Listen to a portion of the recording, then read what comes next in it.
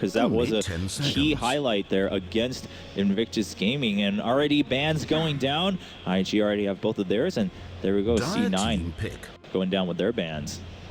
Wow. And yeah, look at that. See, it's a mind game. It is a mind game. But wait a minute, that's Cloud9 banning the Pugna. I mean, maybe Jacob was right. Maybe Cloud9 is simply trying to show everyone that Pugna is first pick, and if you're not going to play, you better ban it right away. I don't even know. I think Queen of Pain first pick would be very good here. They just banned out the Pugna. Oh, right, wow. Undying. That's true. That's always been their other fake ban, and with the Pugna ban, the Undying opens up. Now, if you're Cloud9, though, you have to have expected this, right? I mean, you're the one who swapped out your own ban. So what's your strategy here? I mean, the thing that occurs right off the bat is that you take a gyro, but take a gyro or maybe a Sven. It could open up just like getting the Queen of Pain, though. I think it's quite good. When you ban out the Pugna, then you can follow up with the Queen of Pain. Yeah, there's a lot of good choices right now. There's the Queen of Pain, the Lesrac, the Shadow Fiend, the Gyrocopter. Yeah, I mean, plenty open for sure. It can go anyway for Cloud9 right now. Spirit Breaker. Wow. All right. So Spirit Breaker being banned earlier too. Got to take Luo out of his element. That's true. That's been the point for Cloud9. That's how they won that last game. See if they can continue that trend here in game number 3 of only our third match. Still one more best of 3, of course, probably the one a lot of people are waiting for coming up after this one. Well, Cloud9, they successfully threw the curveballs left and right. I mean, in game, out of game, game number 2. We'll see if they have anything else prepared, or if game 2 really did enough of the job that they can just play their own game here in game 3. It just feels so hard. Like, really when you look at these drafts, you like try to predict with the bands that you see coming, and then you see a few of those picks, and then it ends up with a first pick Spirit Breaker, and I'm like, yeah, I can't follow up with any comments. I mean, that's the beauty of the meta right now, though. Yeah, we were talking about this earlier, that it really used to be that the second phase of the draft used to pretty much define things. You used to have a pretty good idea of where heroes were going to be. Now, because of the teams are valuing flexibility so much, right? You really see these drafts turn around so completely with the 5th pick. And as we've always come down to, I mean, in the first phase, you also just have so many options open that anyone you pick, you can't blame them for, and you can also always agree. So we will have to wait as we go down the line. That Siren ban coming back out once again on the side of IG. 3 out of the 4 heroes that are picked right now are actually really good in this meta, and it's the first today. Undying is the first time today, Spirit Breaker is the first time today, and the Lesrac is the first time today. Good point. Yeah. So regardless, a lot of diversity in the games. Yeah, absolutely. Especially with Undying Lesrac, we've seen those banned pretty much every game so far. Now we're seeing them finally get their spotlight again. Of course, plenty of times if you've been watching other tournaments leading up to ESL 1. I like the Rubik pickup here. It's really good for Spirit Breaker. Yeah, definitely. It's also very good against Lash. Yeah. Yes. What's your plan, guys, to lane against the Undying? That's what I feel like when you pick up an Undying, especially early on, you've got to have a plan to deal with that hero in lane. Well, you don't know if he's going to be support. You don't know if he's going to be solo off lane or dual off lane. I would guess, because it's IG, that it'll probably be support. Faith is generally their Undying player. I think he's 3-2 this patch with it. And I don't think they've run it on another hero. I don't think Luo's run it. I'm so used to hearing Alan name stats like, well, they're like 44 and 20, and you're 3-2. I'm like, oh, that doesn't sound that impressive. I mean, sure, it's positive, but Alan was right, though, and that's probably one of the reasons why they picked up the Spirit Breaker as the immediate response, just because they know it's not going to be an offline Undying.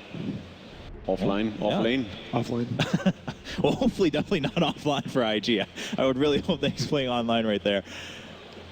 And still waiting on a couple more bans. I mean, yeah, it's really down to the wire for both of these teams. So everyone thinking really carefully, and also, again, we had some new heroes open up, so the field's changed a little bit. You can't just go down the line as you used to in the previous games. So one thing you guys have been alluding to as well is that the Queen of Pain and the SF are still in the pool. How much do you think that the first phase Lesrac pick decreases the value of those heroes? Because I feel like Lesrac really abuses those two, 1v1 in lane.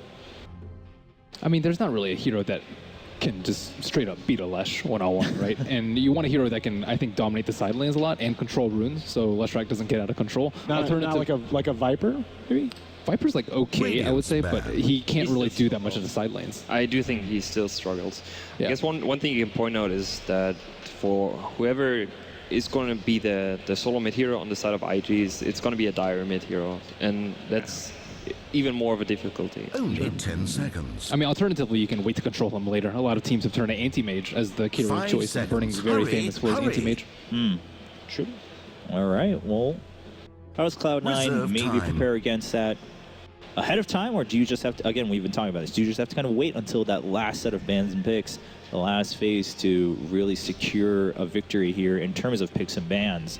I wouldn't say last phase. Usually second phase gives you a lot away. Like in terms of where heroes go, like right now, Ben was mentioning the Undying is not set in any lane yet. He can still go off lane. Yes, we have a stat that it's most likely Faith, so you can aim towards the support Undying, but at the same time, it's not set where Ward goes. Leshrac can still be a support, a mid, or a safe lane carry as well. No, that's true. The counterpoint to what I was saying earlier about the drafts is that the reason that these drafts are usually so open recently in this meta is that the first two picks are generally multi-role heroes. Here, Right. I really would be reluctant 10 if I were seconds IG to pick. to take Luo outside his comfort zone and put him on an offlane hero that maybe he's not as comfortable with. And yeah, I mean, Cloud9 going to go right back to the Razor. This is a hero that Eternal Envy has looked really, really good on recently. And there's that Queen coming out despite the Lesh pick. IG still favoring that hero. And Razor, can he continue his undefeated streak so far in the current patch? But this just shows how good of a pick Leshrac is. Again, it can go on any role, and right now Cloud9's draft is completely in the open. They can put the Razor on the mid lane, they can put Leshrac on the mid lane, put Razor in the farming position, put Leshrac on support, maybe with a Shadow Only Demon. 10 seconds. And what I really don't like is I really dislike these situations when you've got two heroes That that team can are now both picking. beat your Queen of Pain 1v1. And that's a Prophet fourth pick here by the side of Cloud9. No Tail Prophet is legit. Would you say it's is that a support I think so. Prophet? Okay. Okay. IG.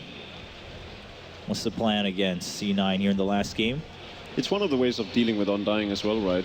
You maximize your jungle and you have 10 ranged heroes on the seconds lane to against it. Yeah. Makes it infinitely worse, I feel. The other thing is 5 that seconds remain. Prophet on the offlane would control supports a lot better. It's usually one of those heroes that gives you a lot of information Reserve because you have a time. lot of tree scouting. Yeah. You will know where the supports are, and You may have changed my mind with that. I think you're right. I wouldn't be too safe to say that it's going to be a support Prophet, Radiant's because I think bad. it's also a lot harder to execute in comparison to an offlane. SF coming out too. I mean, this is something you guys were discussing earlier. The Queen of Pain and the Shadow Fiend. Do you maybe shy away from that because of the Lesh pick? But IG saying, hey, well, you know, they're still available. Sure, they have the Lesh. Only 10 Might as well secure seconds. them. What do you think about that, Ben? I think it means they're going to aggro. I think 5 Burning plays the seconds. Queen of Pain Hurry, very, hurry. very well. And Ferrari on the Shadow Fiend, which means Undying Rubik going to the offlane. And Reserve if they time. do a greedy Jungle's Nature Prophet, it will be punished with the Undying. And maybe they can shut down a Razor a little bit with this, but I'm So still what are not the sure. offlane potential heroes for Luo right now, assuming that is the plan? What are we looking at, Alan? What does he have Dire's success bad. on? I mean, at this point, we've all learned to go by the numbers, right? That's what's the most trustworthy here. As we try to wrap up, the last man comes out from Cloud9, the Broodmother, and IG.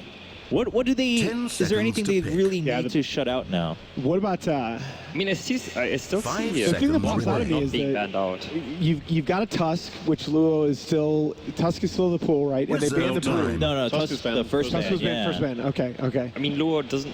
He didn't Darkseer? have the greatest clockwork. Darkseer? Darkseer is his most played hero. No Centaur?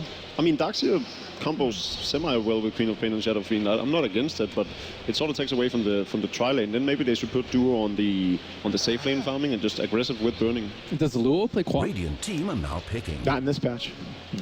Okay. I mean, they could alternatively put Luo on Quap and give Burning something like Weaver. Yeah, I was gonna go more in that direction. Actually, I really Burning's Queen of Pain has been really good, but he's also had some really rough matches on that. I hero. think Weaver is actually incredibly good against the lineup of Cloud9. Yeah, well, maybe this is the time where they swap that back out. I'm not And- so sure about that. Weaver is really a personal preference hero right now. Dire Though. team are now It really picking. depends on whether you feel comfortable fighting with like Tread's Wand and Bottle. Like Illidan has been incredible on that hero because he's gotten so comfortable fighting early on.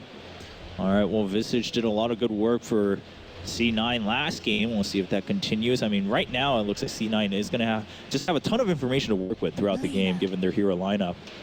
Oh, and Lina, the last pick by IG. I mean, given the final lineups, you guys think so? Lulukov and then it's a Lulukov. All right.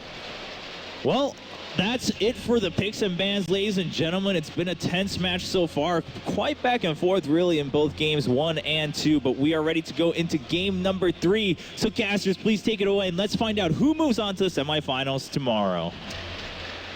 Game number 3 between Cloud9 and IG, and again, Cloud9 picking up a rather interesting draft. Sin? Yeah, they were really creative today. I love seeing stuff like this. I'm really happy for Cloud9 that their draft in the previous game worked out, because they've had so many, they theory craft really hard as a team. And sometimes it just goes horribly wrong, but just to have one of their theory craft strats work in that previous game is going to give them a lot of confidence going into this. But that said, though, I think IG have some of their absolute comfort picks. They love playing Undying and Shadow Fiend, as well as the Queen of Pain. So they've got 3 of their absolute strongest, and they're rocking the Arcanas as well, so they're ready. And then on Cloud9's side, we were discussing internally whether we were expecting an offlane Prophet, maybe a support Prophet with an offlane Spirit Breaker, and it does look like the answer is Bone7 will be playing the Prophet, and it's a support duo of Spirit Breaker and Visage. That's pretty unusual. Yeah, this is really greedy, right? The Spirit Breaker can operate okay without farm, but Visage really wants that Aghanim's, and oh wow, you can already see a very aggressive move from IG. We were talking about also the possibilities of, they brought it up on the panel, the aggressive tri-lane from IG. Originally they were talking about Queen of Pain there, but the last pick of Lina obviously, well, I feel like ensures that it's an aggro tri-lane, the telekinesis into the stun, plus you have the Undying. Look at IG, we've seen this before, the wraparound, the heavy committal, all the way behind the tower into the lane itself to be able to wrap around and hopefully catch someone from the side. Unfortunately, IG just barely missed the mark there. Big Daddy unknowingly happened to just walk right past IG without the smoke pop. Puke ever.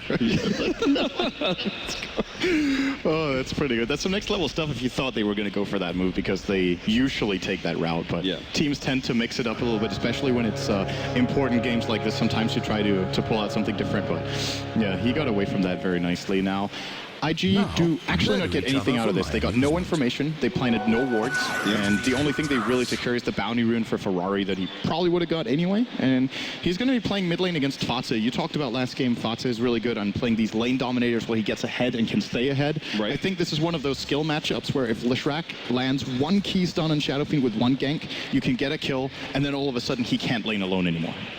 Yeah, so you could very easily win this lane up against an SF and start taking it to him, in which case does IG really need to rethink the aggro tri-lane? Do you rotate Chuan over there to help out the SF occasionally and put pressure on him? Or do you just make sure that Eternal Envy and Big Daddy don't get anything in this bottom duel lane? I think focusing on this bottom lane is fine. By the way, I might have made a mistake. There is a ward placed. It's been down for 45 seconds, though, I guess. So it was placed after this. They placed it after? Okay. So, yeah, I wasn't seeing things that way there, or the other way around.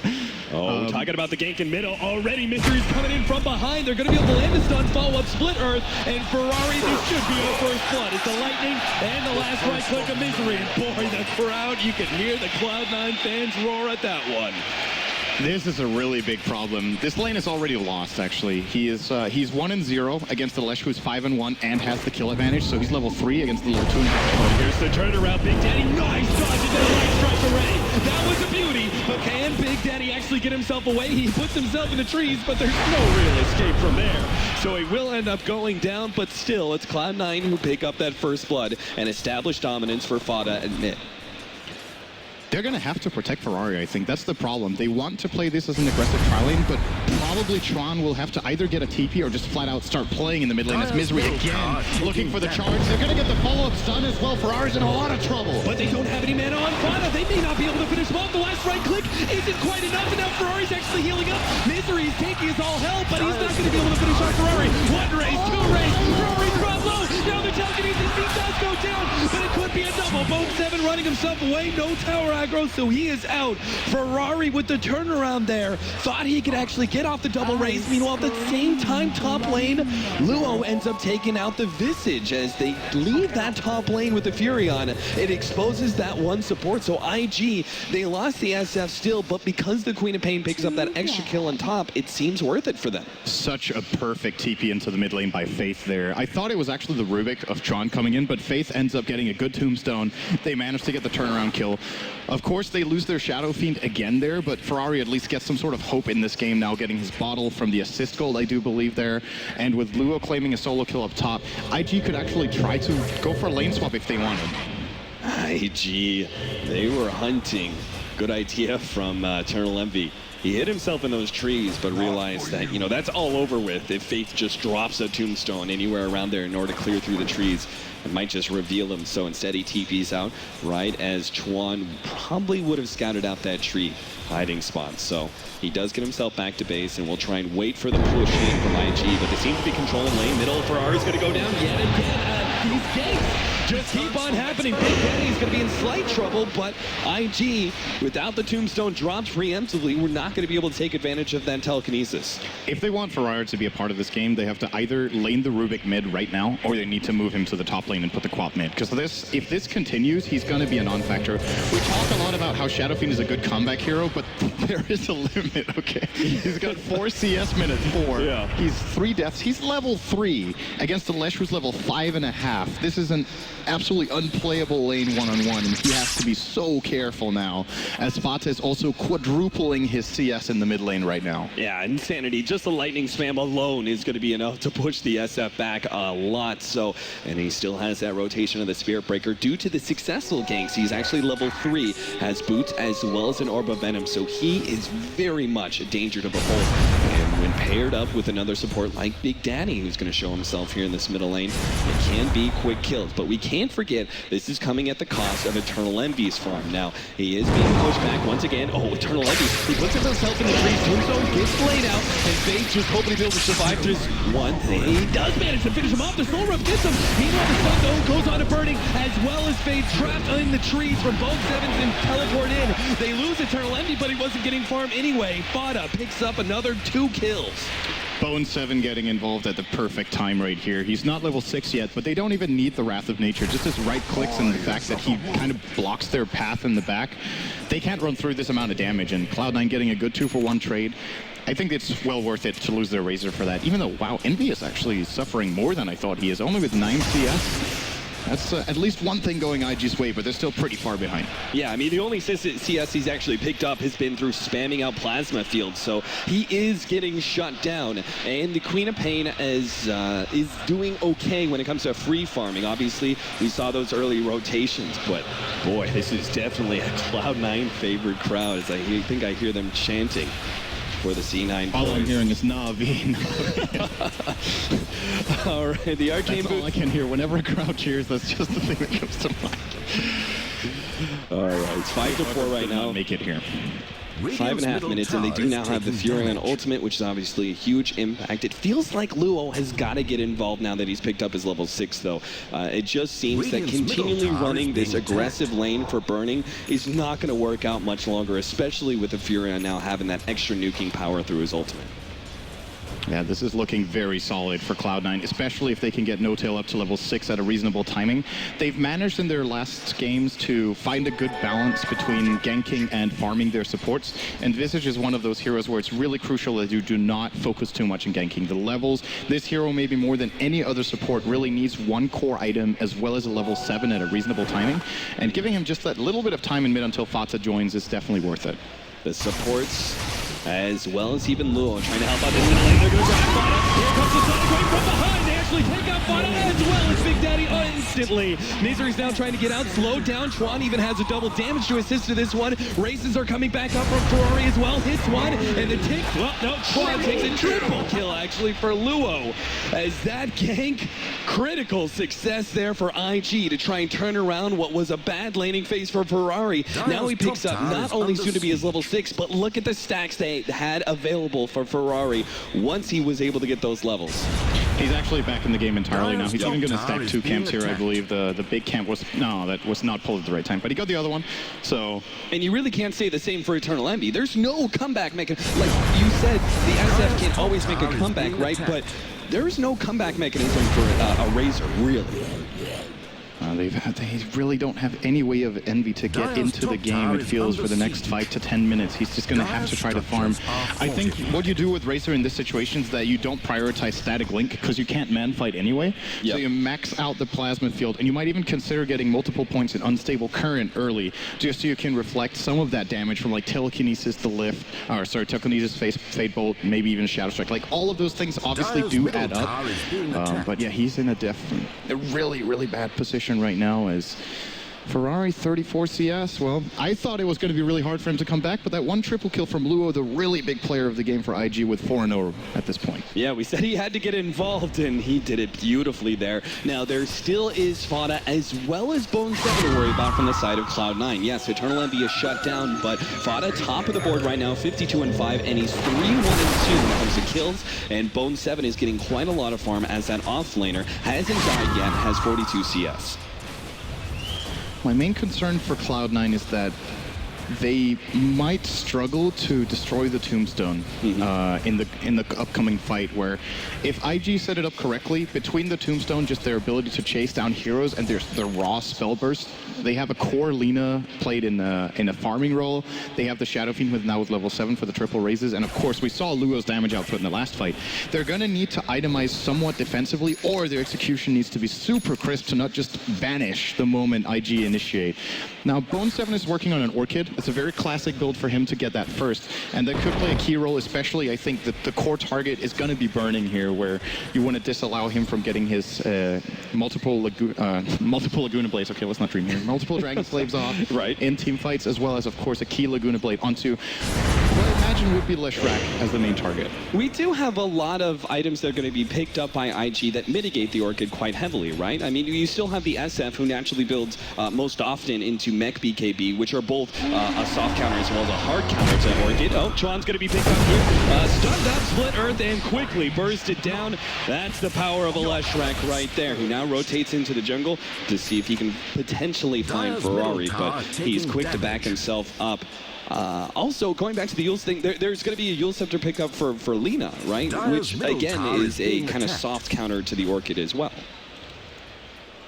Yeah, they might have the tools it takes at the right time to counter this Prophet, but I still think Bone 7 is making the right call going for it. Like, yeah, just because he's so far ahead. Duels, that's something. And as you say, he's far ahead, so he can actually solo kill heroes right now. I think even when Lina has a Eul's, he probably can't solo kill her, but until that point, he might need the Orchid before the Eul's, unless burning. What does he have on the courier right now? Does he have any of the components? Body comes in, there's already a Tombstone laid out, but it's worth it if they can burst down Burning, but it's not quite enough. The Soul Rip keeps him alive, and he turns around the Laguna Blade. Big Daddy falls below. Misery's gonna come through. Choo-choo, light strike array. He actually hits Misery, and Burning's gonna survive. He gets away, and Misery falls. Double kill for Ferrari, and a third pickup for the side of IG as they now march into that Tier 1 tower.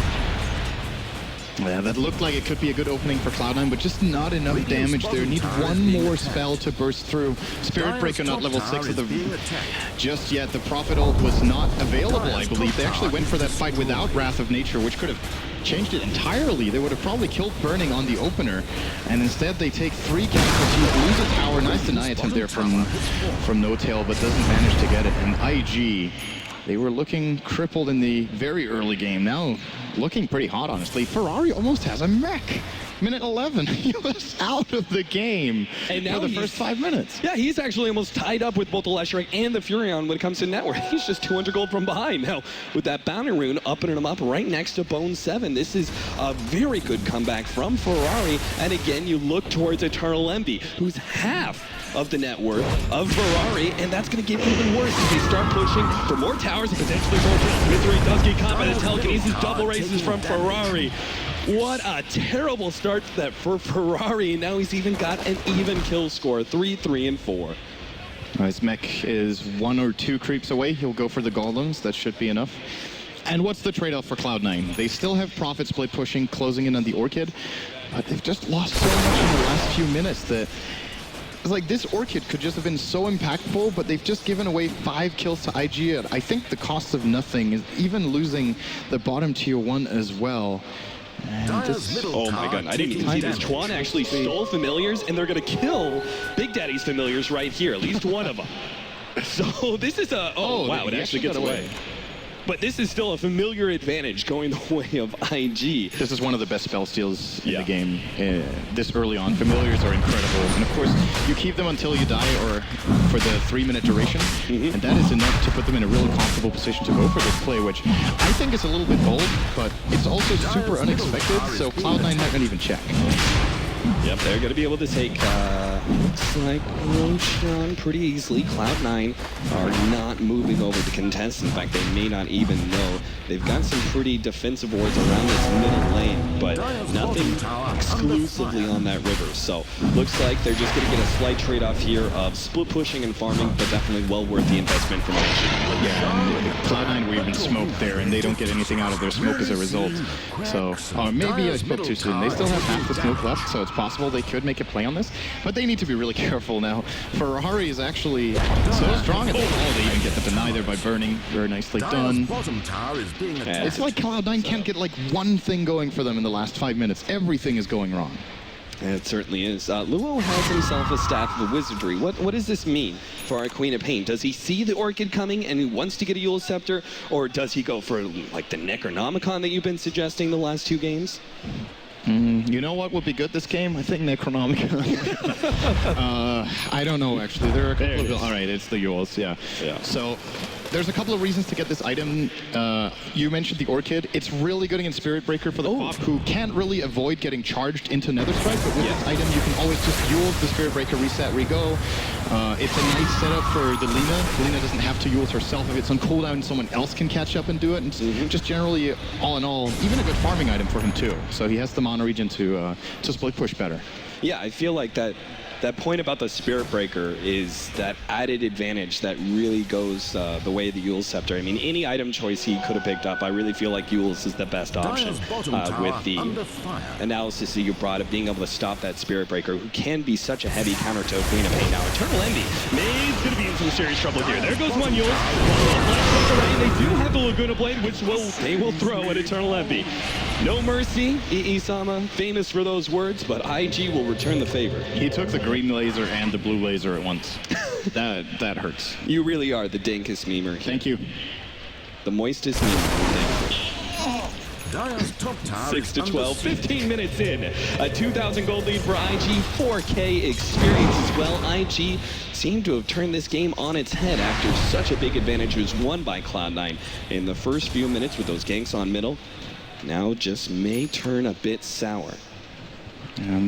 What are IG looking to do right now? They're trying to take control of their own jungle. This Sentry Ward just outside range of that OBS, actually, so they'll have that for another minute and 20 at the very least. And, well, Luo might have found himself a Yule setup. Yeah, and there's the TV's out for Cloud9 as well. They're not trying to save Big Daddy whatsoever. Burning now on a killing spree. Those poor familiars being hunted down as well. There's a Bloodstone out from the Leshrac. That is really good timing. He's died twice and he still has it minute 15. He's got 4 kills though, and good harvest. They now find Ferrari. This is going to be an Aegis eventually. No, he actually pops the match. He's going to be able to survive, maybe. Well, letting loose that ultimate, they will force the rest of Cloud9 back, and they will not be forced to use that Aegis just yet. Good defense there from IG. That is a really good spell steal from Chuan as well. Lightning Storm is so powerful. 4-second cooldown. And without even having a cast point on it like Lesh does, it's very easy to chase down targets for the Rubik himself as well. So they need to be very careful, and I'm not sure if Fata realized it got stolen. If he didn't, that could be a really big problem in the upcoming team fight. There's just going to be 4-second cooldown, 260 damage nukes coming out that they might not be expecting. And Envy's dead. Yes, he certainly gets a rotation around. This is Light Strike Array and burning! I think he's trying to make a statement here. Carry for carry. And the blue laser. And that's going to be soon an upgraded blue laser when you have the point booster building into that the Aghanims for the Laguna Blade. That pure damage is going to come in big time. This means that Razor can't even try and go for a BKB against this. Envy is in a lot of trouble this game. He got sacked in lane and they haven't given him any, like, any comeback mechanic as a team. No stacking. They haven't really lane swapped. They've just accepted we're gonna dig a really big hole and we're gonna put Envy into it, and then we hope he can crawl out of it on his own in the mid game. Has not really happened, and now the other ones are looking from. They're just standing above the grave and looking down, like, come on, Envy, get up. And well, you know, he might need a little bit of a hand at this point from the Cloud9 squad. I don't know what they can do for him though. Like, I feel like it's just too late for Raze's impact to become significant in this game, which is a shame when you have to say that in the 17, but he really is out of steam. Yeah, it seemed like they were putting a lot of faith in Envy being able to utilize the Radiant farm, which for Razor is really good because you're actually able to hit all 3 of those camps with Plasma Fusion, which can be a decent way to farm up, but it's not going to get you back in this game after such a heavy start. Radiant's middle tower is taking damage. IG, they're just falling down mid lane. They take the tier 1. They're looking for the tier 2. Ferrari still has the Aegis for another, what's that, 10 seconds? So maybe Cloud9 can hit a timing window, but it looks like they're just content to trade. They'll look to get the top tier 2 with No Tail, who does have a TP to get back, but maybe he doesn't even get the trade. All right, here comes one. They're going to get that at the very least. No more middle tower for All right, yep, tier 2 for tier 2. It'll be taken by at least, the familiars from Big Daddy. Speaking of him, where is... Oh, he actually doesn't even have the medallion yet, so Big Daddy's farm is not looking too hot. Of course, he is playing a little bit more of a harder support than usual. Misery's actually gotten a decent amount of farm on himself, and that may work out, depending on what Misery goes for here. This Gloves of Haste, is this going to be a later Midas, or is he actually hoping to pick up a different attack speed item? It seems a little late for a Midas, but I can't see you going something like Maelstrom. I don't think there's any other build-up that makes sense for him right now. Yeah. The alternatives are Armlet, Maelstrom, or a second Treads. So, you know, it's got to be the Midas. I think Cloud9 realized they're behind. They have to try to make Spirit Breaker a core in this game and try to play for later. The good news is their lineup is actually decent at split pushing. Look at the TP around from Ferrari is screwed in this top lane. This should be a pretty easy kill. Gets the mess off. It's not enough. Beautiful.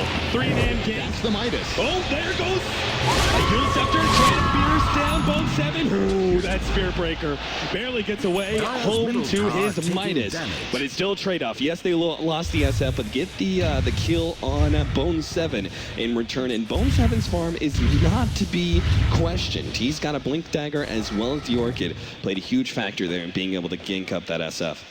Cloud9 will need to play split push. The Blink Dagger build on Prophet signals that that's what they're trying to do.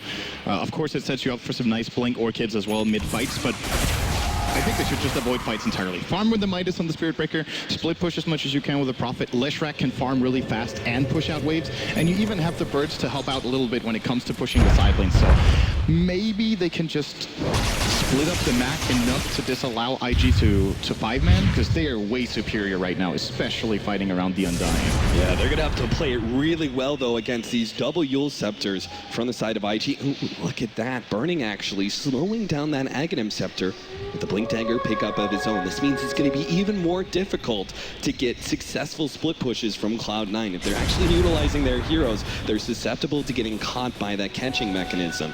And it feels like they're going to have to play a lot more through summons, both the familiars as well as the treants. Misery charging up mid. He's going to cancel it.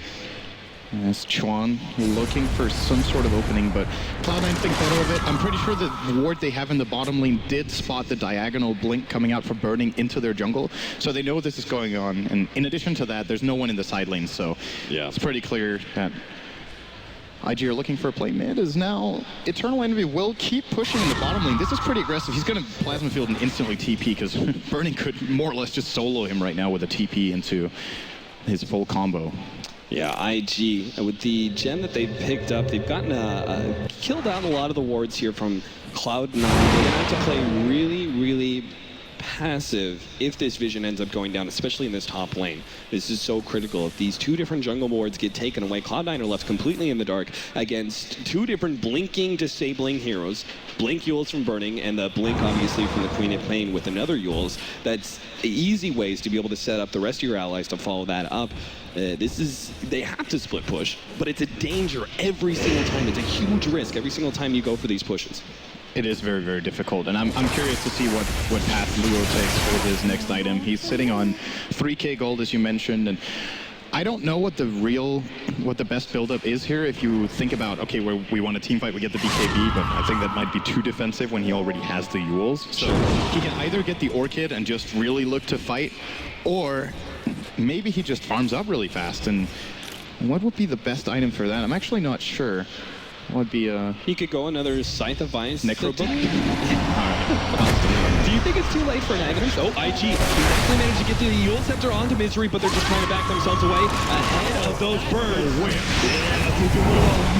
on that one. Face is going to be brought low by the Orca, but not quite low enough. Turns around, gets on the Tombstone, but low has been hit by the split earth and will end up going down. There's a buyback here from Burning, and they're going to try and take this fight inside their own jungle. The ultimate goes out from Ferrari, instantly blowing up Big Daddy. Burning also coming in with the Yule Scepter, catching Eternal Envy, and this will be a successful buyback, it seems, by being able to get the pick off on Eternal Envy, turning the fight to IG's favor, but it did cost them a pretty penny. Still think that's actually a net loss for them overall. I thought that was going to be enough to give them the advantage for that fight, but yeah, maybe if Eternal Envy had more fun. Yeah. Well, Cloud9 get a little bit. Unfortunately for them, I don't think any of the killing blows went Envy's way. No, he's got 0 kills in this game, and he's the hero they really want to get a core item on. It looks like he's got a Mithril Hammer in his stash. I feel like this is going to be a really bad BKB game. We're talking Laguna with Axe upgrade. We're talking Sonic Wave that pierces it anyway. And of course the Shadow Fiend's right clicks are still, even though he's not the strongest damage dealer in the game most of the time, Envy has 9 armor. I thought I read 4, so I got 2. Okay, it's not that bad, but still. He can't play the Razor way, and that's the problem. He needs to be up in your face. He's going to have to kite with a Razor, and that sucks. At the same time, though, there is like the Yule Scepter into Light Strike array, a lot of magic damage that's coming out from the side of IG that isn't, that pure damage that goes through BKB. And if he can force the Laguna Blade on himself, he'll be able to get the turnaround of, his passive Unstable Current actually shocking the Lina. And since he's not he's not the primary damage dealer at this point, if they're forced to use the Laguna Blade on him, that means his Leshrac can come in and just, clean house with his Bloodstone, which he's already gotten 2 extra charges with, as well as now that BKB.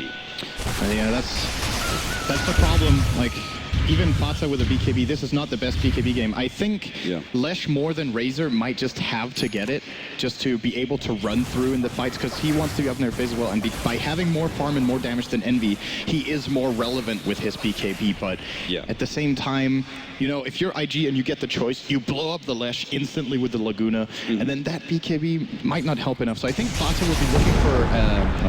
hearing a record. I think Fata will be looking for an Octarine core to really tank up and get the health pool going. Ferrari, there goes that Shadow Blade, and they will not be able to take down Fata. Luo could have potentially tried to go for the Sonic Wave, but it didn't look like it was going to be enough damage. Plus, he just had the Aghanims coming in, so he wants to wait that one out. Still, though, I feel kind of not real confident, but I'm feeling a little confident about the way that Cloud9 are managing to draw out this game. IG, obviously, it's only 25 minutes in. They have plenty of time to try and push uphill, but it seems like Cloud9 are really benefiting from the space that they're getting. I don't think they've really been picked off too many times by these various Blink Yule Scepters. Absolutely not. IG's lead is, as a matter of fact, pretty minimal, both in terms of gold and experience. They're only 1K ahead, which might be a little bit surprising when you look at the kill score and the overall feel you've had in this game, but Cloud9 are getting some good farm on other heroes than the Razor as that. This time around, Fata will not escape. Didn't have that BKB. That's a huge pickoff. It's not only the top net worth here on Cloud9, but also takes away those Bloodstone charges, which is so critical. Now from 10 down to 6. And they also take control of the enemy jungle. They, of course, already have the 2 aggressive wards down.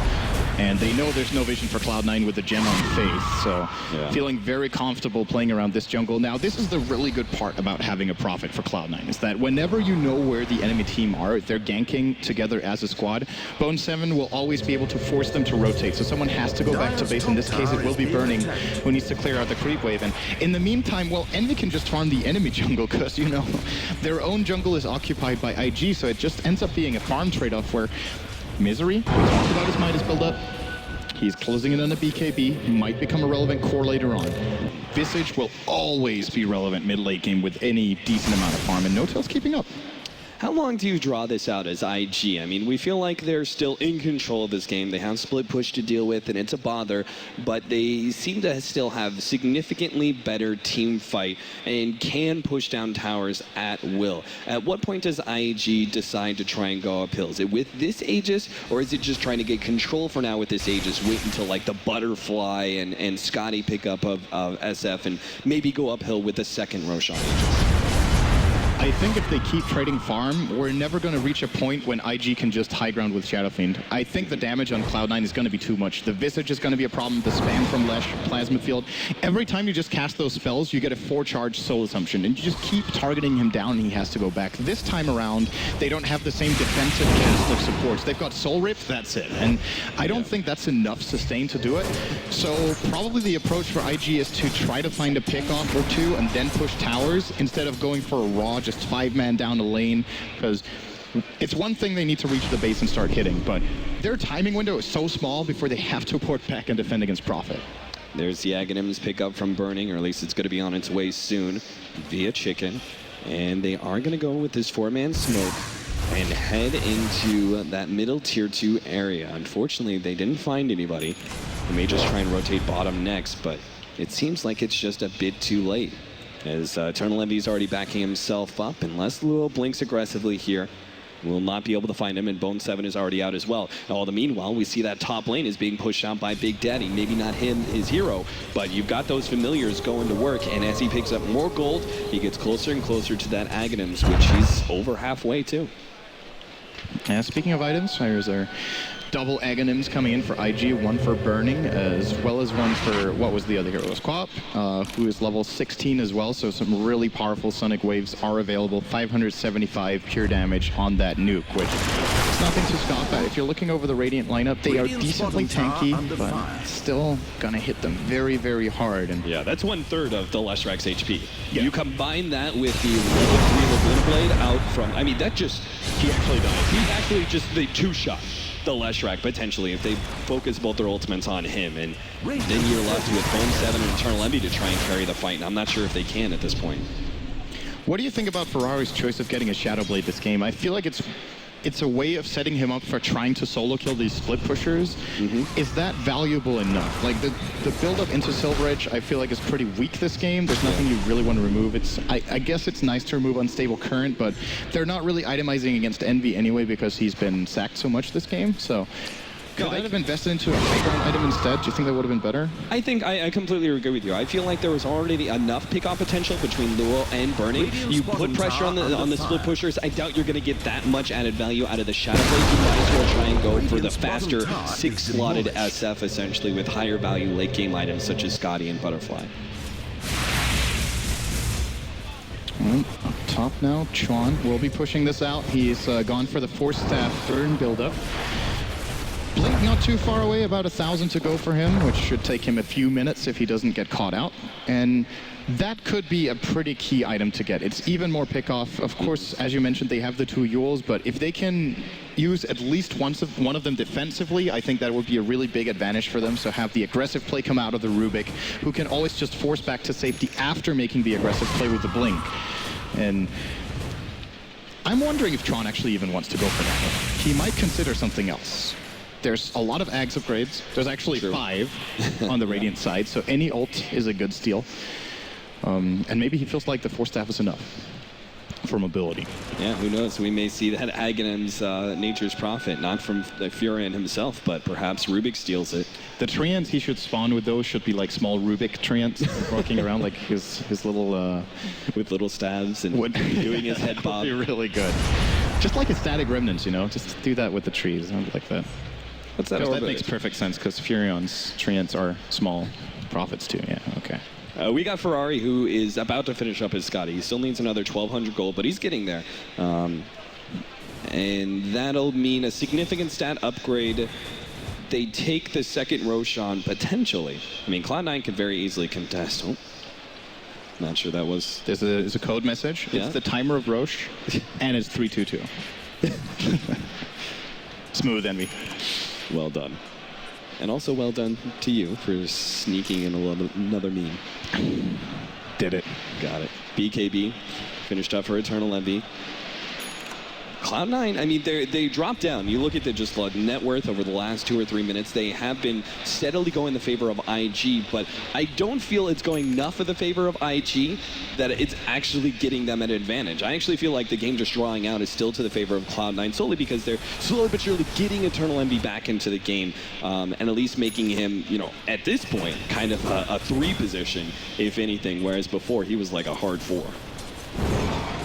They're going to look for their play right now. They know Roshan will be spawning sometime soon. I think Envy's message in the chat there was was at the time Roche got killed, so that would mean the earliest respawn would actually be in 10 seconds. So they want to make sure that IG don't get it for free. And if this smoke is successful, I'm hearing a BKB. Whoa, that was it. Where was it? Am I hearing things? Ah, Fata. Just oh, that's unfortunate. Wanted to look pretty for his friends. Yeah, the Rainbow Pony turns golds. Shiva's next for his item is the plate mail. This will significantly increase his tankiness against a lot of physical damage out from the SF. I feel the pickup. Is there anything else he really could have gone, though? On which hero was that? The Leshrac.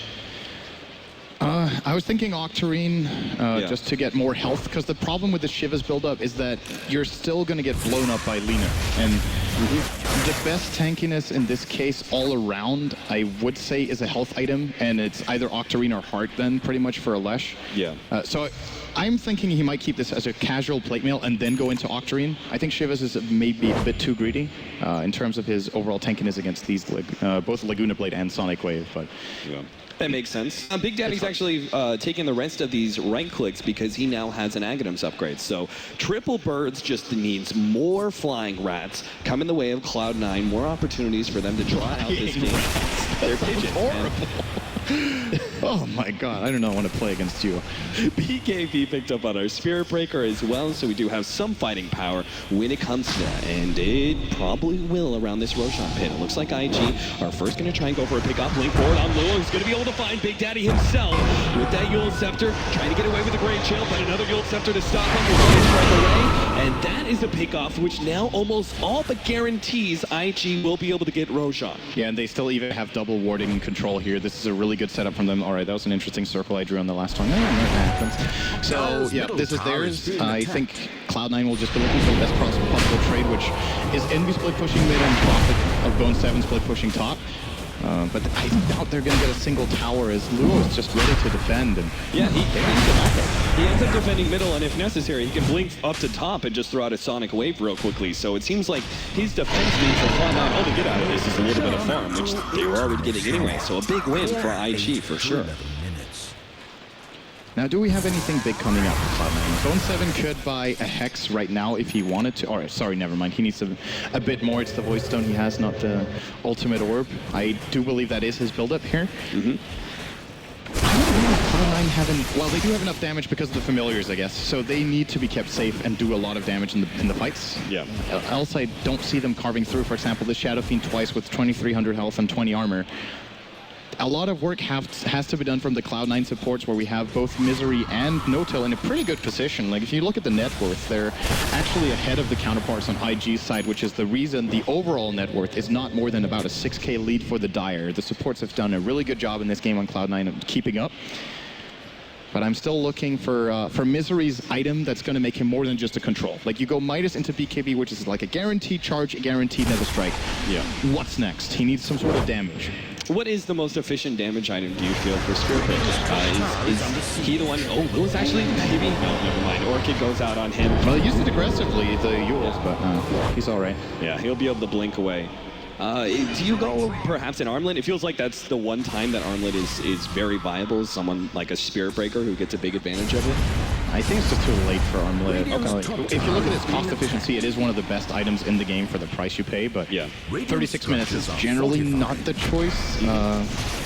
I don't have a very, like, I don't think there's one item that just solves all the problems. Maybe he goes for, like, instead of focusing on his own damage, he focuses on the team's damage. So you get, like, a Kiras, which both Prophet, Visage, and Razor, and even to an extent Edict benefits from. So that might be the best choice. Yeah, someone has to carry the Auroras. That makes a lot of sense, because at that point, you get the AC on the Spirit Breaker. The other option would have been the AC on the Razor, but we've already talked about how the pure damage plays very well against heavy armor.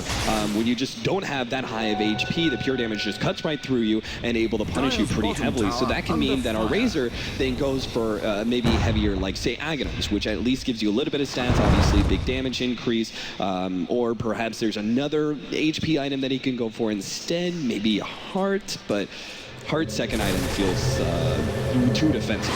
I'm wondering if this is a game where you go BKB and Lincolns, actually, on some of the heroes. That is very defensive indeed, though, but it would guarantee that they can at least survive for the duration of their BKBs, most likely. The only really dangerous damage when they have the Lincolns up is, I guess, well, Spellsteal can even still break the Lincolns, I suppose, through BKB. So even with that, they're not safe from Laguna. So on second thought, probably not the build here. They won't even be protected with that, which is unfortunate, because else I think it would have been worth it. Ferrari does not. That's a good steal. Yeah, he just got that split earth, but not close enough to be able to get the telekinesis into that stun. Is there enough value? So we were talking about where Fada is going to go with this plate mail. I originally said Shiva's, and you said, okay, maybe he just picks up the plate mail and goes back for the Octarine core, which is definitely a big possibility, and I think that's the best idea. At that point, if he goes Octarine core, finishes that up, where's the plate mail go? Is it a good enough game for Lotus Orb simply because of Laguna Blade, or is it just too risky? Essentially, if you don't get the Laguna Blade, it's not worth. I think Shivas is just a more stable choice overall in that case. He also gets lower cooldown on, well, he would get that on the Orb as well from having the Octarine core, but both Shivas and Octarine would be decent choices. If there was like another really key reflect that he could catch, especially, well, is there a Hex on the Dire? Because then it gets a lot more interesting. There is not. They're not itemizing Hex, because then I think Lotus Orb is a better choice, just because then, well, if you go on anyone else, you can just purge that off and play it in the fight. And you really don't want to go on Lesh when he goes in, right? You just, if he doesn't need to purge, he can pop it on himself, just run in, and force the enemy team to either take damage in reflection similar to a Blade Mail, or to target someone else, which is obviously a big benefit. This is some next level play here from Cloud9 that's setting up right here. Yeah, this is the kind of gank it doesn't matter how much you play Dota, you're not prepared for this. Yeah, absolutely not. But they gave up on it. Unfortunately for us, we're not going to see that game come to fruition. Now, IG, Luo actually almost has a full-up Assault Cure, at least that's where I'm presuming this Hyperstone goes to. And they could be in trouble here. Ferrari does not get the opening, but it's there. And he lets it go. The Fada immediately turns on the BKB ahead of the side device, but he's still going to be right-clicked down. He is able to get off the Bloodstones deny at the very least, but that now puts him down to 4 charges. And IG actually in a really great position to poke uphill and potentially force that buyback from our Leshrac. And they lost their Aegis though. I'm not sure Ferrari is interested in this high ground siege, but looks like now the risk here is even if they force the buyback, it's very difficult for them to disengage against the Radiant lineup. There's teleport behind them with Hex and Orchid. There's of course the familiars that can fly behind and drop, and even the charge from Spirit Breaker could be a threat here. They're doing their very best to force this buyback from Fata, who really does not want to use it as to no-tail. And Misery coming in with the charge. It seems like with those double ultimates used, there's no way IG can really fight once the Leshrac is up, despite a 4 versus 5 advantage. But at the very least, they'll get this tier 3 tower. Are they going to make the full committal for this melee Rax? Cloud9 needs to try and come in defense soon. Ferrari certainly going to be start force back. Misery also last out on the party, trying to eliminate him first, but where's the follow-up damage? Fada runs right through. Rainbow Pony coming through, managed to take out 1, 2, and now going for the third on Ferrari, who's sprouted up, trying to right-click down Carl Levy, managed to get off the cheese, but it's still not enough. He ends up going down. Now Misery going to be the next target. IGF lost 3, and they just lose their 4th, but Misery, there's their turnaround. Bone 7 coming in with another Sprout. TP out, Faith. The drop down from the Familiars isn't there, and the blink away from Chuan is out. IG managed to keep their 2 supports alive, but a huge win for Cloud9 as IG overstayed their welcome. That is a really big experience swing in particular. That's about 7,000 they gained. 4K on the gold, not the biggest of deal for IG. It matters a lot, but not that much. I don't know where I was going with that, but you know, I think you're getting confused by the whole entire crowd currently trying to lend ease their energy. They're all chanting right now. Yeah, he got a lot of gold out of that, but you know, IG got a little bit too greedy there, staying. I think you made the right call. It's time to go back. Even with Visage dead, their key abilities are on cooldown, and they were not able to fight that. Once Misery charged in, there was no really good counterplay for them, and Cloud9 really managed to get a significant fight out of that. They did lose their tier 3, but they held the melee racks, and they're healing up. There's a while until Roshan respawns, so they might have a full HP melee racks when the next chance comes for IG. All right, Fada, we played the guessing game with you for a while now, but you got to make a choice. He's got a lot of farm and a Shiva's guard. He picks up the recipe, he'll finish it up now, and he'll still have a lot of gold to fall back on, potentially building into that next item. Well, for now, even holding on to buyback. Yeah, and it is the Shivas first. I hope you did not just say that. I might have. You didn't know I might have. There's definitely. There's definitely a way where he could have bought the recipe just to fake me out, Synderen. That's true. Oh, he had the... Damn it. Yeah, so... Shivas, I really still think it is going to be an Octarine next. Alternatives worth noting are Boots of Travel, maybe a second Scythe for them, but I think that's once again going to leave him too fragile. He really needs to tank up, and Octarine just is the obvious choice, and it is just so good for this hero. The raw health, the cooldown reduction on all 4 spells, in particular the other spells than Edict, and then even getting lower cooldown on both your BKB and your Shivas is really nice. And the cooldown on that Bloodstone Suicide, let's not forget, it's really good to be able to kill yourself faster. Or more frequently. Excellent Not analysis. faster. Thank you.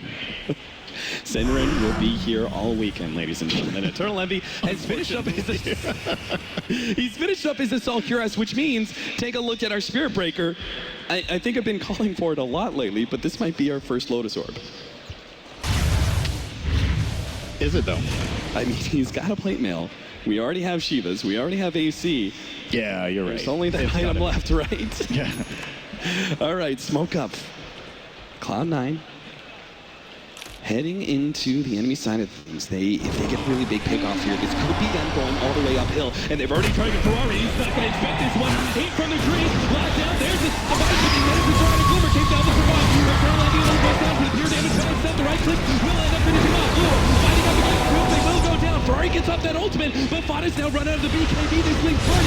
Able to be able to right click him down and also capture Misery. No, the charge right through. He gets away. Luo unable to catch him, and Misery, what a beautiful escape. Still a 2-for-0 there. They didn't even get Luo. It looked like he was going to drop, but he managed to use, I think he had a 17 charge wand and just blinked out and reset. So it cost IG more or less nothing, just 1 or 2 BKB charges. Their ultimates are not very long cooldown, so they might be able to force down mid once again. Now this time they need to be careful not to overextend as much as last time. And what buybacks do we have? None on Envy. Fata is up in 20 and has buybacks, so realistically we'll have 2 lives when he comes out in 15. Yeah, I think the melee racks are gone before that point. Yeah, but usually I think the range racks as well. You can already see Bone 7 kind of scrambling to get whatever he can by heavily pushing down that bottom lane, hoping to get some damage on the tier 3 tower in return. But it's IG who have already claimed the whole entire rack set in the middle lane, and Bone 7 forced away, only doing a bit of chip damage on that bottom tier 3 tower. So Cloud9, a heavy, heavy loss. The first time really that they try and get super offensive as a 5-man, and it ends up backfiring quite heavily. It seems like now they just have to go back to split pushing, which has been keeping them in this game the whole entire time. Oh, and they need to be careful not to lose their birds burning. Precasting a little bit of spells here to get the attack speed. He will get 1-2 birds here. Nice. And it's down, well, it'll actually be up another 25, so. But that means he doesn't have a resummon in the fight, which I think is a lot of the time overlooked. How powerful it is. A lot of the times just like, okay, we have a resummon, we have 3 birds going into the fight, but having 6 birds is just twice as good as having 3 birds. That's math I just did right there. I can see where your college degree went into. You know, thank you very much, but it's burning a bit different than that burning. Here a little bit of IG, 5, 4, equals 4. Can they still win this fight? IG, upon the BKB, Ferrari's going to try and rock him down. Eternal Envy gets off the ultimate. Misery's just not getting lucky with those bashes. Eternal Envy will fall, but first he gets the Rubik. Blinking forward does manage to lock him down, and Ferrari also getting hurt by the Torn Earth. And Luo even getting side device up. It's 3 down from IG, +2 buybacks. They're going to be able to play defense here, but a big win for Cloud9. Did they buy back 2 there? I believe that, yeah, that was a buyback on Burning. He died. He died first in the fight, had to buy back in order to get back into it. I don't think he even had an impact though. I think they're buying back here. So first of all, they need to push out the top lane against the Prophet, and maybe they were hoping that they could contest the Roshan with these buybacks, but they don't have enough. Cloud9 get a 3-for-1 double buyback and Roshan in one fight. That is the game back to even. All of a sudden, good fight for them. Great smoke play. Aegis for Fada. Big Daddy No Tail picking up the cheese, presumably to pass off to potentially the Leshrac or maybe even Eternal Envy later on. But as you said, this game is brought back to pretty much dead even when it comes to the charts, and really just a one-lane Rax advantage as we're approaching the 15-minute mark isn't that big of a deal anymore. It was perhaps at the time that IG claimed it, but Cloud9 are more than farmed enough to be able to deal with these super creeps. And now we need to start looking at the scaling of IG's lineup, because we're reaching the point in time when we need to... Okay, so Quap has one physical damage item in the Cuirass, but nothing to go with it, so it doesn't hit that hard right now. Shadow Fiend is building what looks to be a Satanic, so won't be getting much more damage out of that one. And then you've got Lina, who in theory can hit super hard with Fire Soul, but doesn't have a damage item either. So when Cloud9 start getting more and more health just from leveling up and getting those attribute bonuses and they get in 1 or 2 more items, I'm worried for IG that they are going to struggle to keep killing targets, and then they're going to just get run over. Yeah, unless they were massively ahead, I would say that IG, just looking at the draft early on, would have to try and close out this game by 45, 50 minutes. Much later, and Cloud9 will be able to get, I would say, a serious advantage with their kind of greedy supports that they picked up, and an offlaner who has a huge benefit as time goes on. This Furion is going to be more dangerous as time goes on. It looks like he's actually trying to, well, he turns that Maelstrom, nice little pushing item, into now what is an MKB against that Butterfly against Ferrari, I would presume. Yeah, that's the most logical choice here, is to go for that. And well, alternatively, he could actually consider, okay, so MKB is better against Shadow Fiend, but Daedalus is better against everyone else, because no one else on IG's side will be getting evasion. So it's about what he prioritizes. I think he will go for the MKB, so they make sure they have the tools for killing off Ferrari. But there's definitely some merit to the Daedalus as well, because one thing that often happens in team fights is that you're really focused on one point in the fight, and that's where Prophet can sneak in behind you and start destroying your supports in a few attacks when they're not paying attention, or rather paying attention to something else. And I've seen it in quite a few games, especially from Admiral Bulldog's Prophet, where Alliance would just set up a fight where they go in one angle just to set up for Bulldog, nothing else, so that he could find kills. And it's not just the supports, right? I mean, you have 2 pretty squishy intelligence cores on the side of IG as well, so he can even potentially just like right-click down Burning from the start of a fight if they're focused elsewhere. So I think that may actually be a good idea going for the Daedalus, but it would seem like a more natural build-up in MKB. Either way, I think either one of these is a strong item pickup. We've got the Solar Crest now completed for Big Daddy No Tail. Looks like Octarine Core soon to be finished up on our Leshrac as well. And after that, we've got, advanced boots of travel to be able to pick up. Where do you go? What's the last item as a Leshrac? Is it tankiness via a heart and just try and HP up as much as possible? I think... Or Aghanims? I mean, we did rarely see it on Leshrac, but... I think Hex is still really valuable. That, maybe even an E-Blade later on could be a choice. Okay. It really depends on what they want to try to accomplish. I still think the Linkens I was talking about earlier that isn't going to work too well because of Spell Steal might still have a major impact, because once the Spell Steal is used, you know that Linkens will block a key ability. Either block a Hex or maybe a Eul's, or even better, the Laguna Blade. Right. And with the Octarine Core, you have a lower cooldown on it as well. So there's a very high chance that you will get big value out of that in fights. It could be a choice. But I still think Hex overall probably the best choice.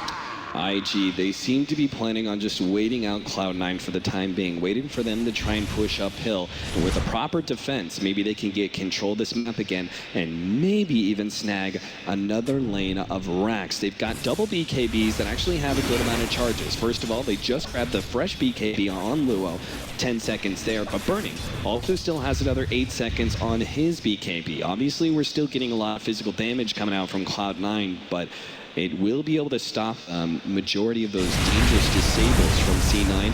We still have to worry about our Spirit Breaker, though, whose Midas is really paying off. It feels like, what, it's been like 30 minutes since he's picked up that Midas. It's definitely paid for itself, and perhaps even doubled.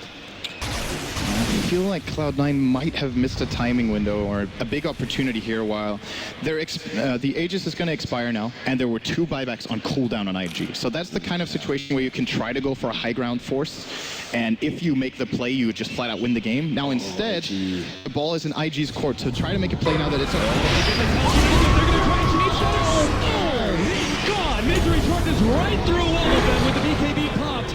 The rest of IG looking to be able to pursue him. He pops the Lotus Orb, but he's not going anywhere. The right clicks cannot be reflected, my friend. 2 heroes down, and sure enough, IG, who we were looking at this game and going, okay, Cloud9 are getting stronger and stronger and feeling more pessimistic about their chances.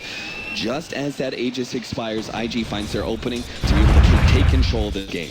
They actually used the Aegis better than Cloud9 did, because they gave Cloud9 a false feeling of safety around their jungle area, and they had the timing nailed down perfectly. So where Cloud9 could have tried to make the aggressive play and maybe get a decent fight, maybe a trade, where if you catch the Lina or the Shadow, or what was it, Lina or Quap that don't have buybacks, maybe you snowball the fight out of it, at least you use the Aegis to try to put some pressure. Instead, they are only on the receiving end, and IG lose nothing. IG looking for more here. They're going to be able to find both 7. Another big pickoff right as the last track is coming back. He does have a buyback though, Ferrari. Ooh, he's sitting very far forward here, scouting a lot of heroes. Unfortunately, IG, those Blink Daggers were just coming off cooldown. I was looking to Burning to try and make another Blink Yules play.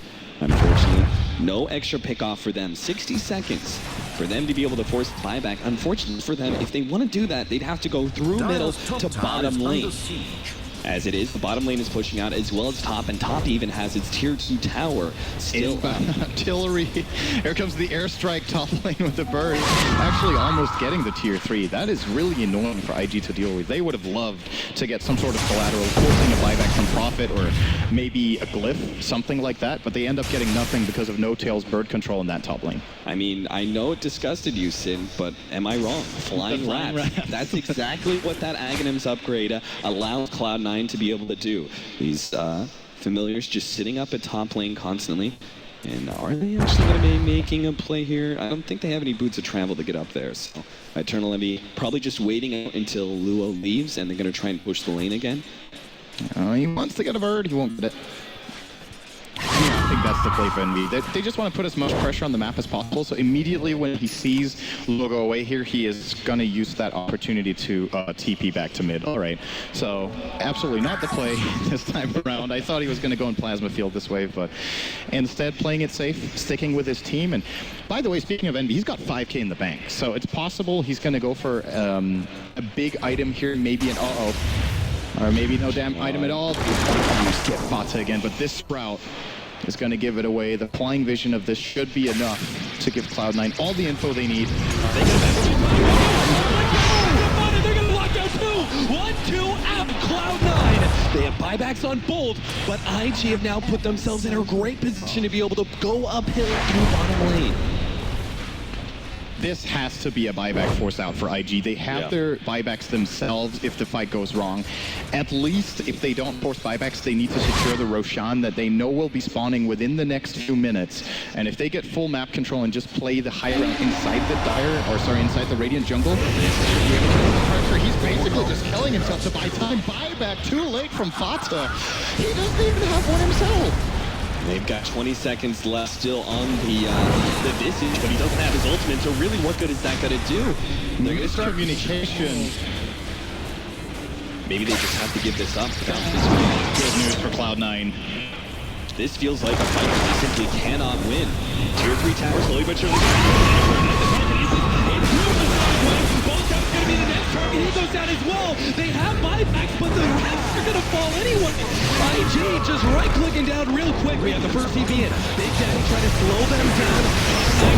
Catch up, but Big Daddy already getting blown up by the Laguna Blade. Rory pops his Big Daddy. Now Turns on a Beta, gets off that ultimate, forcing back the rest of Cloud9. Eternal Envy sealing away his damage, wanting to be able to target these heroes. Lou actually gets hit by the Orc and it will be blown up. He goes down, but buys the SF time to get out. The rest of IG on retreat. Faith may be caught here. He's a pretty valuable kill. He's got 2 gems. Oh, jeez. Glimmercade. Is he actually going to get away from this? Hide himself away. But Eternal Envy. Yeah, Plasma Field will be able to catch him. That's double gems on the chest. Cloud9, though, have lost themselves another Rax. Melee Rax goes down in bottom lane, and range Rax down to about half HP. They have to make something big happen with this, and perhaps it's the big man himself. How many buybacks did they expend there? Was that 3? Razor and Visage and Blesh, actually 4 defensive buybacks from Cloud9. Ooh, but and IG, Feroce, yeah, they're not getting this one. They invest 2 buybacks to be able to force Cloud9 back. And they just, I guess at this point, the buybacks at that point are worth it for IG because they used 2 buybacks, but they essentially did 2 extra lives with both the Aegis and the Cheese. So that's not really that big of a cost for IG. If they secure this Roche, I think the game is almost over. Cloud9 cannot allow this to happen. They have to fight for it. At the very least, if IG get the Aegis and Cheese, they need to make them pay with a couple of heroes for it. And, well, this item could help. Yeah, quite a bit. There's no stalling things up now. He's got 4 Bloodstone charges. He does not have a buyback. He might as well go all in for his items at this point. Side device, there was another big item. It seems like IG are winning this game purely off the initiation. I almost got the courier kill to Roche. Oh, Jesus. All right. Fortunately, it didn't have any items, so we're good there. But IG, oh, this could be the final fight right here. Look at Cloud9. They're setting up here in the trees. But if they get caught into a bad fight, Ferrari leading away. They're going to go to support this fight. They manage to get off the BKB. Juan manages to live a little bit longer. Fodder's right in the middle of everyone with that ultimate. They blocked out Ferrari. They're going to be able to take him out of here. He's down for 100 seconds, but he instantly buyback. Juan trapped in the trees. Luo's going to get out. And Cloud9 are looking for to be able to grab more, but there's no Sprout to stop Luo from escaping. And IG can still contest Roshan if they really want to, but they'd be without Alina, and they'd force buyback on Rubik. So it doesn't look like a Cloud9 have just won themselves an Aegis and Cheese. And he must have used that Cheese on literally 1% health. He got Laguna, he was super low, and so getting full value out of it. And IG, with that happening, they lose the Lina, and being able to solo him up and take so much attention in that fight, that is really, really crucial for them. I think they lose the game if he doesn't get Cheese out there. That's how big it was. Insane timing from Eternal Envy and really good setup from Cloud9 as well. The fact that this time around the Blink and Telekinesis was on a support meant they couldn't just blow up one of the cores right away and eliminate their impact. If someone like the Leshrac had been the first to target who doesn't have a buyback, that would have been a huge blow to Cloud9. He was just so quick at using his BKB. Fata reacted instantly to that blink in from Rubik. He was the target that Tron was looking for, but wasn't able to make it. And now Cloud9 all of a sudden might have a big opportunity. Look at this roller coaster of a graph. Like, I don't know, this looks like something that belongs in some sort of theme park. And, you know, I don't want to call who's ahead in this game anymore. They're down 1.5 lane of Rax Cloud9, but if they take one good fight in the enemy base, it's over. Like, the Rax don't matter at this point. It's an hour in. Yeah, either way at this point, because we've got no buybacks on practically everybody. Spiritbreaker and Rubik.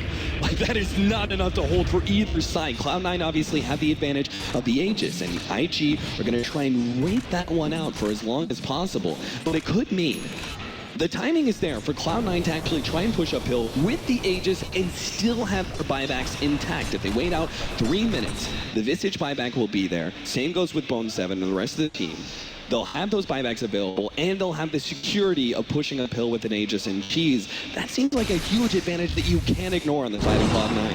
But this time they definitely need to play with the Aegis, I think. If they wait too long again and let IG make the aggressive play and they lose without using this Aegis too, they're going to regret that big time. So I don't think they're going to make the same mistake again.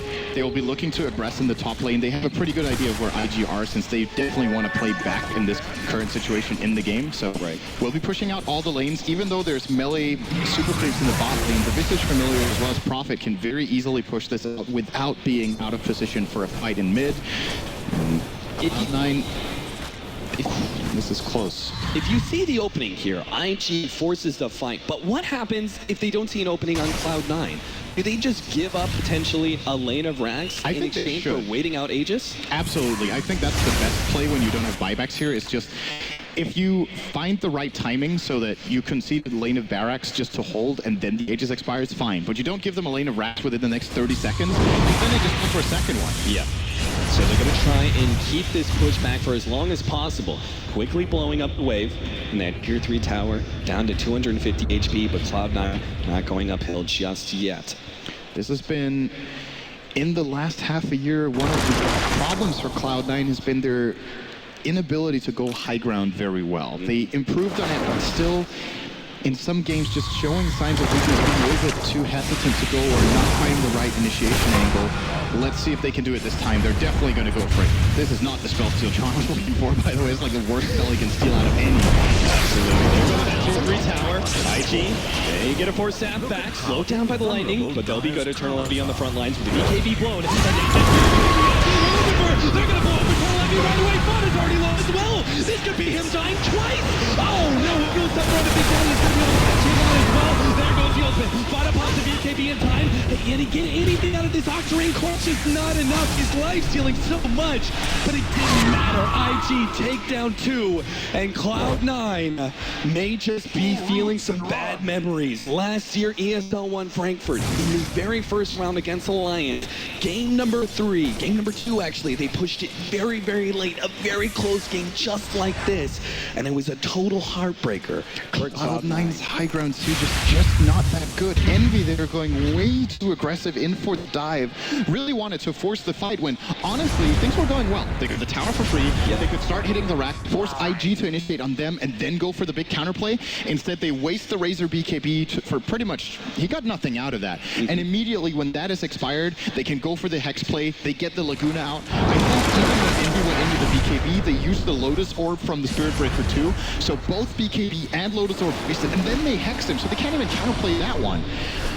Really, really big. They're going to go straight for Burning. Already leading with the side device. The force back away. They're going to be able to get up the BKB and the Glimmer King. Burning survives. They will be able to get up his host of abilities. They're going to play on to Eternal Envy, brings them all. Sonic Wave as well. Double here, baby. That's what we're talking about. Stealing up a little bit. Burning trying to take him out. Last couple right clicks. He needs so bad, but he couldn't get it. Burning survives. Is now fighting up against 3, but he can't afford to die here. He goes down. No buybacks on Envy. No buyback on Fada. And IG rampaging through Cloud9 one by one. Another core down without buyback. That could be just IG winning the game outright off of a Cloud9 initiation Radiant's fail. middle tower is taking damage. I am shocked that they tried to go for the play up here. There was, I guess IG were surprised by it, but if you don't pull that off perfectly with that charging, you put yourself in a horrible position. They buy back the Razor, trying to go for that play when they could have made the very same play inside their own base instead. And I think this could just be the end of Cloud9's run. This was a fight they simply could not afford to lose. Yeah, they're gonna have to fight this 3 versus 5 with Bone 7 being their only core up. That damn near impossible. Cloud9 gonna have to perform miracles here. There goes the 2 sets of action. Big Daddy already blown up. Double ultimates being used by him. Burning brought low, but Bone 7 gets caught again. He goes down. A buyback from Big Daddy. It's not gonna be enough. It's just the 2 supports fighting for their lives in this tournament, but there's the Mega Free. And there's the GG. Cloud9. It happens again. 2 of the toughest teams going into this tournament fighting against each other in round 1, and Cloud9 managed to come back, push it to a game 3, and make it incredibly close, but just can't seal the deal, and IG will now be the Chinese hope pushing forward.